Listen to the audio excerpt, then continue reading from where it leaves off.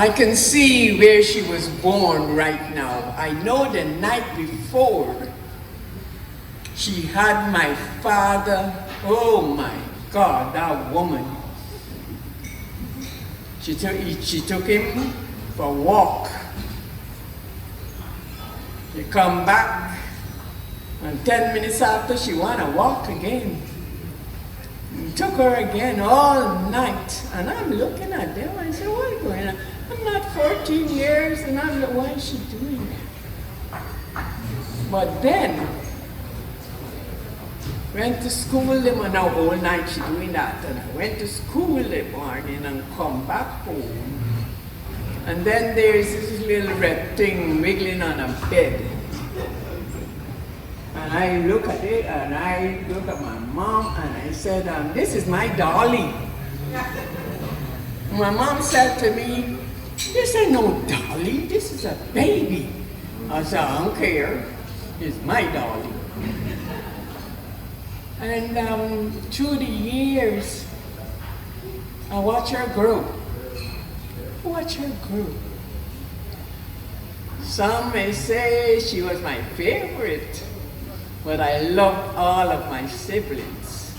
Lord God Almighty, we come to you today asking that you will bless whatever we have to partake of today. Bless it, O God, and we ask that you, the hands that make it possible that we can eat it, enjoy it. The Lord is my shepherd. I shall not want. He maketh me to lie down in green pastures. He leadeth me beside still waters for his name's sake. Yea, do I walk through the valley of the shadow of death, I will fear no evil. For thou art with me, thy rod and thy staff, O God, you comfort me, and you make this promise never to leave me or I hang on in that prayer. May God be with each and every one of us and bless the food again. In Jesus' name. Everyone.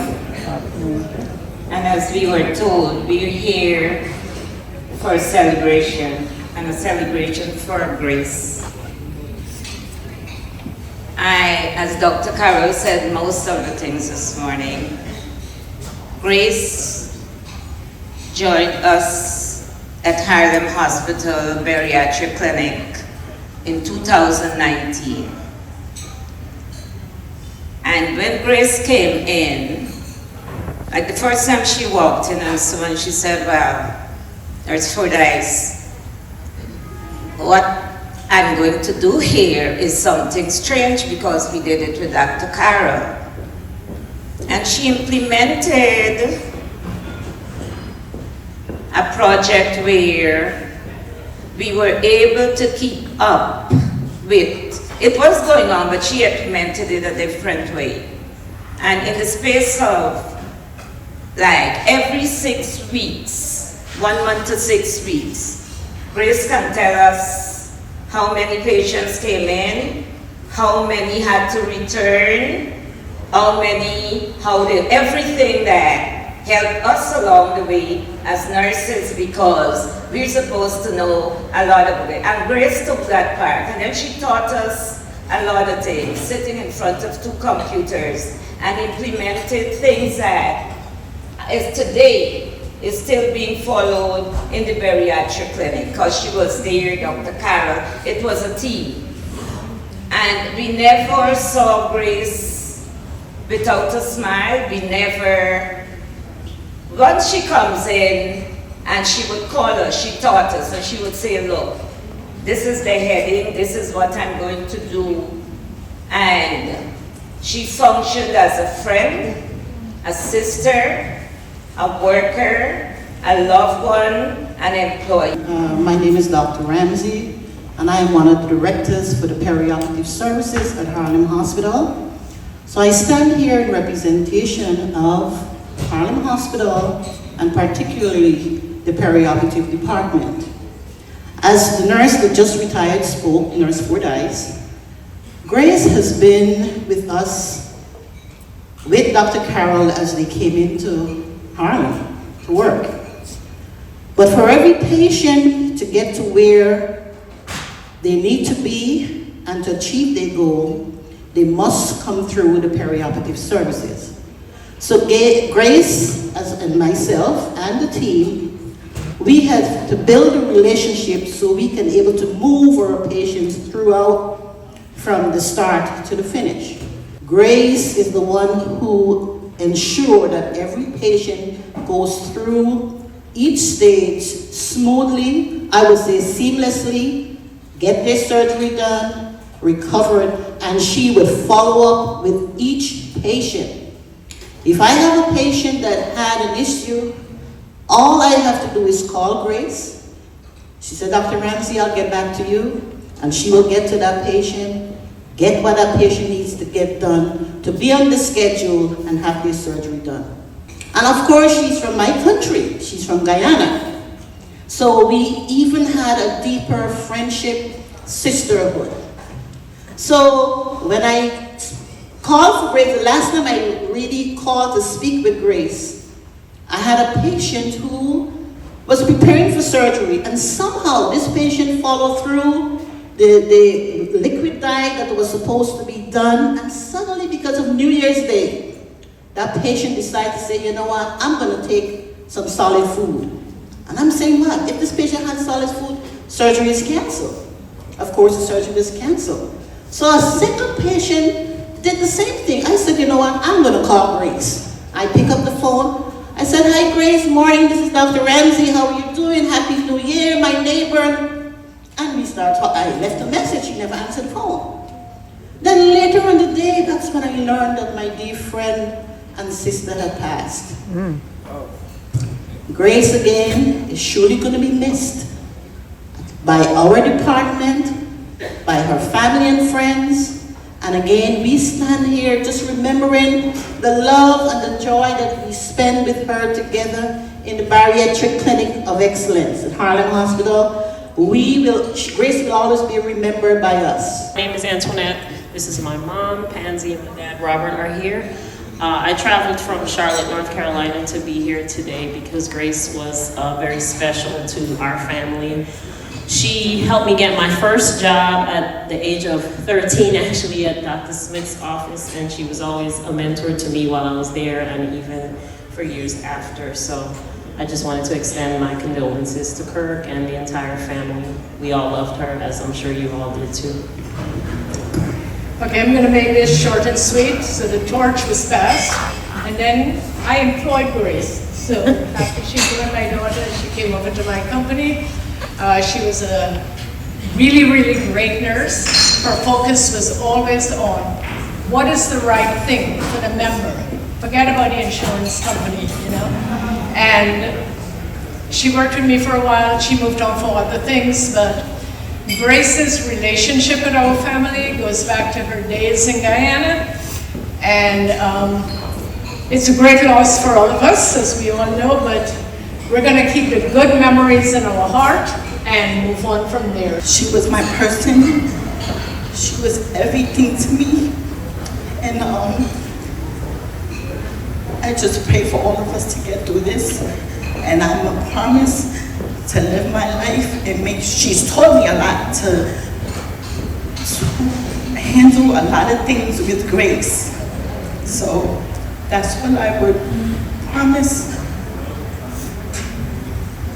I would promise to do that. I love you, Miss Grace, and my name is June Franklin. This is my brother, Raymond.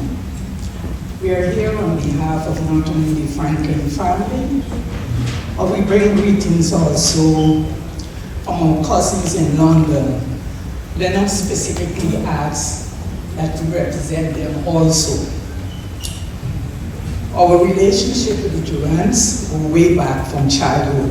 We were constantly involved for church, doing concerts, singing, and just being together as young people and children, finding positive things and places to be, which was always brought forth to church. It's a special honor to be here to celebrate my friend. she'll be truly missed. Yeah, hi. So many of you just know me as Grace's granddaughter and just how she would talk about me with like, Kara this, Kara that. And I am looking forward to getting to know all of you personally.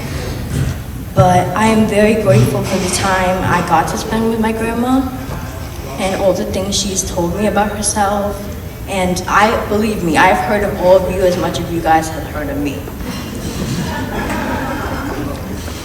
She would always tell me random facts. She was very strict with me because I was very, very rebellious. I would never listen to anything. And I still don't, and I never will. One of the main things she has always told me is to take education seriously, follow what I wanted to do. And she was very loving with me always. And she was someone that I would always listen to because I still don't listen to my parents, and I don't think I will. I never really did. But I really love her, and I will always love her just as much as she loved me. I like that. You know, I'm sitting here like boss lady number 2, man. You know what I'm saying? I call my mom the boss lady. And I'm like, there's no boss lady next to me telling me. I'm like, oh, okay, mom, I hear you. You know what I'm saying? I'm just gonna keep it short. I wasn't even planning on saying that, and I saw kept my daughter do it. So I'm like, you know what? Let me just come over here, you know, give some support. My mom's, she was like the peacemaker, right? So I mean, like, it don't matter what's going on in the family, whatever. No one beefs with her. Everyone calls her. So no matter what's happening, everybody, she don't talk about nobody.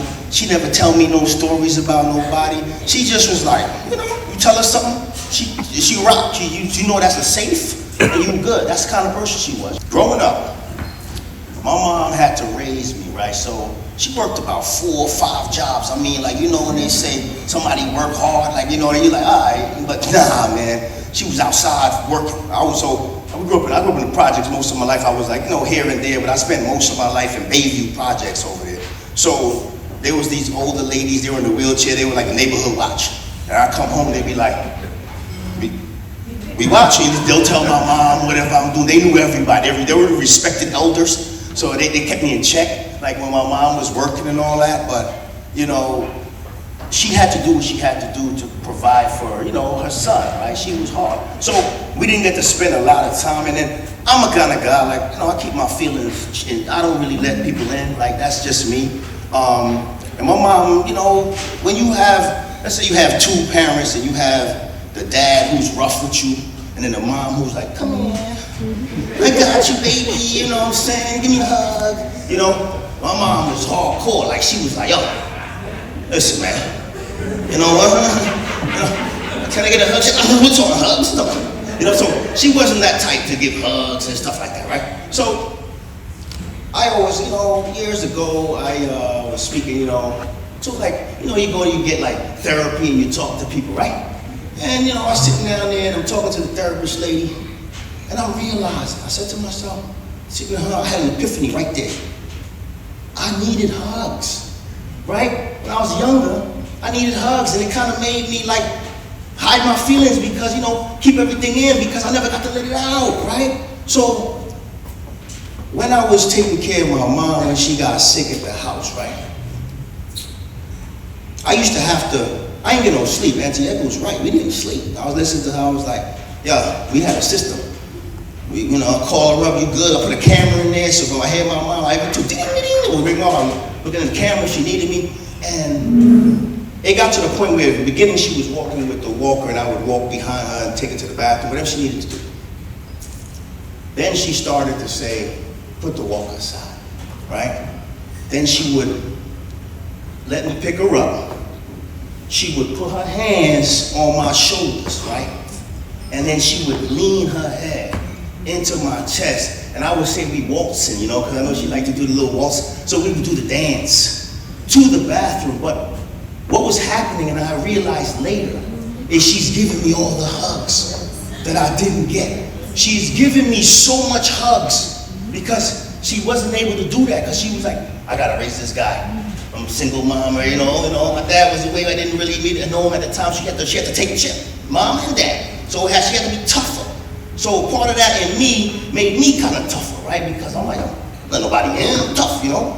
And when she gave me those hugs, I had to process it later, you know what I mean, after the fact, and realize she gave me thousands of hugs because I walked her 100 times or more to the bathroom and back and forth and forth. And every time toward those last 5-6 days, she would just lay down, rest her head right here, it felt like I was her protector, and I said, I got you, and she let herself go. And everybody know my mom, she tough, you know? That's the first time I felt like I'm just letting him take me and she's giving me the hug. So I'm happy that I heard my daughter speaking, because I tell my daughter all the time, I say, yo, you are your grandma, no doubt about it. She was born one day after my mom's. I remember in the hospital, I said, yo, I told my mom, she next to me, I said, yo, you get no presents this year. Here's your forever birthday present, you know what I'm saying? She laughed, she said, I'm good, I'm good. And I said, yeah, I know, because all she ever asked for was one grandbaby, that was it. So I'm happy that I was able to provide her with that one grandbaby that she was begging for, basically. And man, let me tell you, I'm gonna leave it on this note right here. My daughter and my mom would laugh at me, because my mom would be like, yeah, everything I do is for my grandbaby. And Carol would hug me and say, it's all right, Dad. You was the one, you know what I mean? It's my turn, you know, step aside now, like, you know what I'm saying? So I was like, all good, because I know that she knew that her grandmother loved her, and that's what it's about. Mom never used to give him those loves that he desperately needs, but I just want to let you know that I remember the days when you were a kid, and I used to be on my front step or landing, and used to look and see many times when your mother would be passing with you, and she always had you like cuddled up under her, holding your hands, whether not walking with you or carrying you, whatever the case is. So I believe that she had shown up to you from way back then. You was a kid then, so you might not remember. Grace is living a grace-filled life. I remember those good old days starting from Guyana. You know, my cousins used to live next door to Grace and her family. And we remember tagging from one house to the next, you know, having fun growing up. Life promised, you know, none of us forever. We all just passing through this world. So all I want to say is that to each and every one is that we got to carry on. Way too soon she has left us, but she's in a better place. So I experienced Grace as a lot of love, and I'm just going to share a few ways how. Her cooking. She would take hours to make a meal, so you would be starving, but once you got it, it was so good. So I'm going to miss her cooking. She gave me a credit card under her, and when that one got full, she gave me another one. Okay, and this is like, not even when Kirk and I are together, this is after that. Through that, I just want to let you know that her generosity, when she finally came up and got her money, was showered all over my daughter. My daughter is bougie, it's because of Grace. So yes, tough on the outside, super soft on the inside. Good afternoon, everyone. I'm Colleen, and of course, I'm the first grandchild, the first niece. My Aunt Grace, very, very instrumental, very quiet person. She did not like to argue. Again, you've heard, if you go to her with a situation, because we have a big family, she'd be like, I don't want to hear it. Don't stress me. Not today. And you see the finger. Not today. And she will walk away. She'll come back. Do what you got to do. What you need help with. I will help you to do it. Sit down, listen to me. This is what's going to happen. She did not want to be stressed. She was a problem solver, even though she don't know the problem. She don't want to hear it. She was a kind person. She was an aunt, a dear aunt. She was an encourager. She was a hard worker. She was a mom. She was a grandma. She was a great aunt. She had friends. That's my aunt. When I came to this country, Aunt Grace, she would call me every weekend just to ask me, when are you going to school? I grew tired of her calling. I would see the number, wouldn't answer. She'd leave a message. I know you're home, because you have those kids, you're not going nowhere. I just want to know when you're going to school. And when I went to school, all she said, I'm proud of you. My aunt was very strong. She knew. It is well with her soul, as the song says, and it's not just a song. She knew it was well. Grace has given me strength through the years. We started in Guyana. We started church in Guyana. We started the choir in Guyana. We sing together. I come to America, and she joined me into our church. We started the choir again. I miss my sister. 4 years or 5 years straight, we won at Nazarene Church. We won the young people competition throughout Guyana. She was blessed with the right name. I never heard her say anything bad about anyone. Bringing people together, diligent worker, organizer. My name is Deborah Cardilli. I'm a clinical nutritionist. I had the privilege of knowing Grace as first one of my patients, then a colleague, and then a very good friend. How we met back in 2012 at the Diabetes Expo, she was very intrigued by my knowledge, and we had immediate recognition of each other's shared style. We gravitated toward one another because we were so much alike in that I was very direct and honest, but very caring and kind. And that's the combination that defined Grace. Grace was a no-nonsense kind of person. She would directly tell you what she thought, but she cared deeply about people, about patients, about family. Our individual relationship went on to develop into a professional partnership. She transitioned from a colleague to making referrals. She spent countless hours working with me together. She was amazing. She was sending me lab work for patients, shooting me insurance cards at late in the evening. Call that patient Deborah. You know, everything was done through Grace. She was the organizer. Every single insurance clearance, every single call was made by me with Grace. She was tireless. Her work ethic was amazing. She had a deep focus on outcome and quality of care. She demonstrated her commitment to education, advocacy, and doing better for patients. Grace was married to her mission of caring for others. During her illness, Grace continued to care for others. The loss of Grace, I feel deeply. I have gratitude for having known her. Grace's support during my own difficult time when my husband was critically ill during COVID.